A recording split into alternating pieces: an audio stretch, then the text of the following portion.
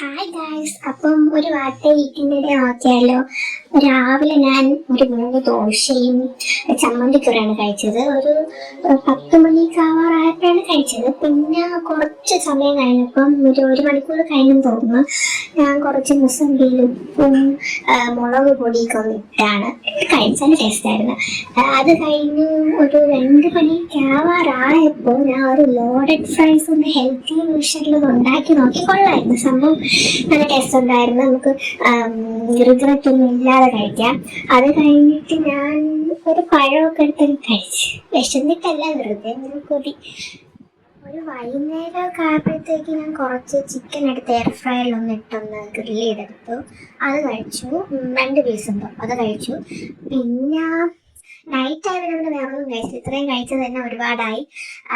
അപ്പം ഈ വീഡിയോ കണ്ട എല്ലാവർക്കും താങ്ക് യു.